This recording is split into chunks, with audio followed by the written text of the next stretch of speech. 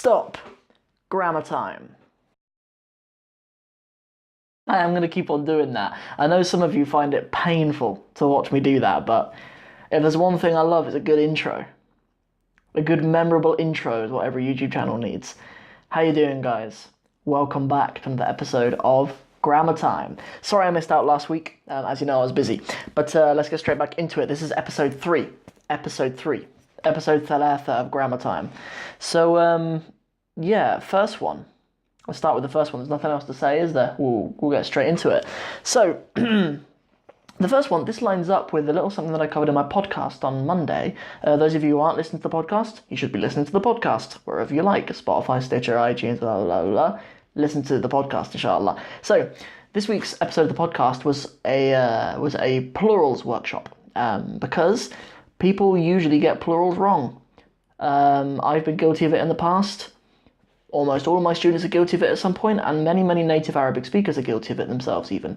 And just because there's some very little minor mistakes that I made. So let's have a look at one to do with pronouns, with plurals that I wanted to mention. So especially the feminine of the plurals are ones that are particularly neglected, because they're just so rarely used. Usually what people do is they actually, no, I won't demonstrate that first. They see that actually we say hum, okay? We say hum as the pronoun, like that. And we say antum. These are the masculine ones, okay? Antum. People see that, okay? Those are the masculine, like they and you, plural. So they assume that the feminine is hun and antun.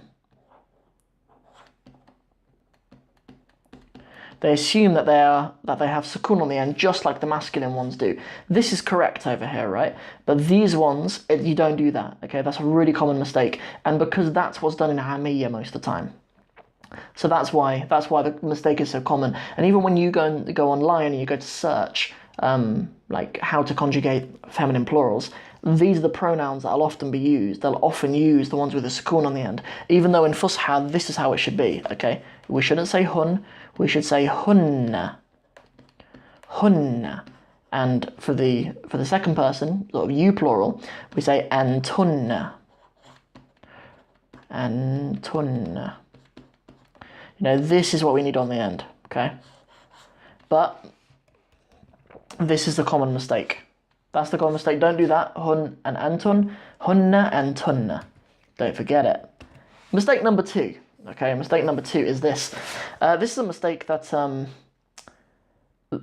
people who are usually classically educated in Arabic, so I mean like from an Islamic perspective, they go to madrasa or they've done like an alimiyya course or whatever, then like they always spot this. But people from like sort of my educational background, I suppose, don't tend to really even care about it. And it's the difference between when you use hamzat qata'a and when you use hamzat wasl, and especially with the derived forms of verbs. So derived forms of verbs, like form 4, for example, which is in the pattern af'ala, an example of which would be like arsala, anzala, akhraja. And then you have forms from like, 7, 8, 9, and 10 that all have an alif at the beginning, okay? They all have an alif at the beginning. For the form 7, it's in fa'ala. In fa'ala, an example of which, like the verb in qasama, for example. In fa'ala. The form 8, ifta'ala. The form 9, if'alla. If'alla. And the form 10, istaf'ala. Okay, that's the pattern. Okay, that's the pattern. It's only the form 4 that uses hamzat qata'a. All the others are just a hamzat wasl. Okay, that's a mistake that's just really common. Like the way that I was taught at university, because we're at like a secular university here in the West. When you learn Arabic, you're learning it just to speak it and apply it daily and just read it in newspapers and stuff and use it in board meetings when you're talking about inqisam and something being muntashir and whatever. But people who are familiar with reading the Quran, it's an important rule that it's a hamzat wasl. So when you quote it, in fa'ala, istaf'ala, af'alla, if'alla, then it's just a kasra that you put on it at the beginning. You don't need a hamzat qata'a. The reason why I mention it is because I've seen so many students make that mistake, but then also I've slipped up on it a few times. People have reminded me of it though, so I'm not going to do it anymore, inshallah. But yeah, I mean, the reason why people make that mistake so often is because that rule is most important when you're reading the Quran. Like, it's a mistake to recite it as a hamzat qata'a when it's not. Yeah, so that's a really common mistake that I wanted to mention as our second mistake of the week. Let's move on to the third mistake for this week's episode of Grammar Time. Yeah, this is a really common one. Those of you who are in lessons like steps 1, 2, 3, 4 really, in the 60 steps program, I see you guys making this all the time.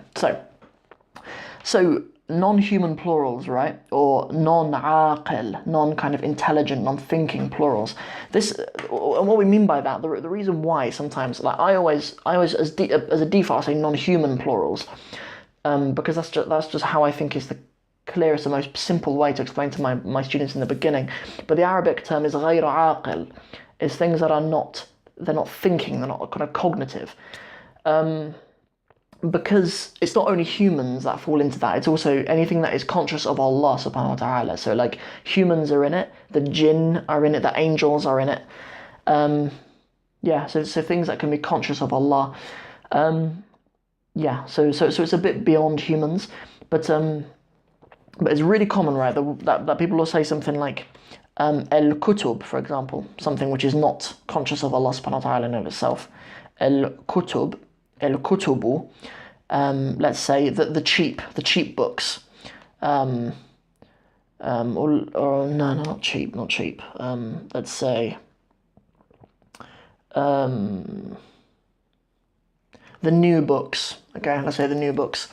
The reason why I don't want to say cheap is rakhis, but it's just not in, because I'm specifically giving this advice to people who are on my beginner, in like the first few steps of my course, and we don't have the word rakhis in there at that stage, but we do have the word jadid. So the plural of jadid is judud, okay? Al-kutubul jududu, okay? People often do that because kutub is plural, judud is plural, but we shouldn't do that, okay? What we do is al-kutubu, the books, al-kutubu, and then we say al-jadida. We treat it as feminine singular. Al-jadida. Okay, that's what we should do. Okay, if it's a plural of something which does not have the capacity to be conscious of Allah, then we treat it as feminine singular. That's why we do that. Cool. Let's keep it going. Let's keep the ball rolling. Number 4. Oh, yeah, I like this one. Okay, so I noticed this particularly beginners and revert brothers who sometimes I like. You know, in Cornwall I used to help out with the revert brothers with their reciting the Quran, and in London I used to a bit as well, and here in Northampton as well. If we have revert brothers, I'll always try to help them with you know, with their recitation of the Quran wherever I can. And there's a surah called Surah Al-Qadr, and there's an ayah in it about the night of power being better than 1,000 months. Laylatul Qadri khayrun min alfi shahr. Okay, and we have alfi, because it's min alfi, and I see people write this like they say alfi ashhur, because people learn that ashhur is the plural of shahr, and they think, well, it's 1,000 of them, so it must be the plural. You don't use the plural with any numbers other than between 3 and 10. Everything else is singular. It's actually alfi shahrin. Alfi shahrin. Okay, that's what's going on here. Okay, often just use of plurals with numbers is just, people make that mistake a lot. You know, people do make that mistake a lot. I have a worksheet, by the way. I do have like a poster that I've made for you guys. You can have it for free. If you go to arabicwithsam.com and you just put /free stuff, you just write free stuff, all one word, after it, then I've got like a printable that you guys can have. Yeah, that will just help you with the numbers, with when to use plurals with numbers and what cases to use with different numbers and stuff like that. So yeah, it's not alfi ashhur, it's alfi shahr. Yeah, you get revert brothers who learn a little bit of Arabic, and when they're learning the Quran as well, and sometimes they say alfi ashhur, but it's alfi shahrin. That's how it's done. Cool. It would only be ashhur if you were saying thalathatu ashhur, thalathatu ashhurin, or like, yeah, خمسة أشهر. Yeah. Nice. Okay, number 5. And this one's a little bit more advanced. Well, it's not actually advanced. There's a little bit of a rule that's considered a little bit more advanced, but let's see how it goes. So, remember that colours are what we call ممنوع من الصرف. They are ممنوع من الصرف, which basically means that they cannot take any of these. They cannot take ضمة, ضمتين, كسرتين, فتحتين, or one كسرة. They can't take any of those. That's what it means, okay? But if it would normally have been a kasra, then it will become a fatha. So the only things that we can use on the end of words that are colours are fatha and dhamma. Actually, put them all in green. Okay, so those are things we can use on the end of colours. But not all colours. Any colour in the pattern, أفعل. أفعل. So for example, this is most of the colours, okay? So أحمر, أحمر, أزرق, أخضر, أخضر. Yeah, the colours like that. There are some colours that don't use that pattern, like برتقالي, بنفسجي, bunni. Yeah, there are some colours that don't, وردي, or whatever, right? There are some colours that don't do that, but most of the colours do this. And the only reason why I say explain the rule with the colours is because the mistake that I've seen students make is specifically pertaining to the colours. So what does that mean in a real life example? In a real life example, what that means is this. If you say something like al-baytu, if you want to say the yellow house, in Cornwall I used to live in a yellow house. That's how I used to tell people where I live. I'll be like, come into the village and it's the yellow house on your right. Al-baytu, al-asfaru. Okay, this works, right? Al-asfaru. When people do that, that works because it's all definite, right? But if we're going to say a yellow house, we say baytun asfaru. Okay, well you can't say asfarun. You just can't say baytun asfarun. You have to say baytun asfaru, because the colours, as I say, these colours in this pattern just cannot take dammatain, kasratain, fathatain, or one kasra. Sorry, it just can't take those. Okay, so just remember that about colours. If you're saying the red palace, yeah, the red, the red palace. Let's just say qasrun ahmaru. Yeah, it would be qasrun ahmaru. It's not because ahmaru is definite. It's not because of that. It's just because you can't say ahmarun. Yeah, so that's the 5th rule. Okay, there's one little half one I'm going to share with you as well. This is a bonus. This is 5.5, 5.5. This is number 5.5. Okay, here's a mistake that I see people make. Surah and surah. Surah and surah. How are we supposed to tell the difference, Sam? They sound almost identical. Don't they have different plurals? No, they don't. They are suwar and suwar. Okay.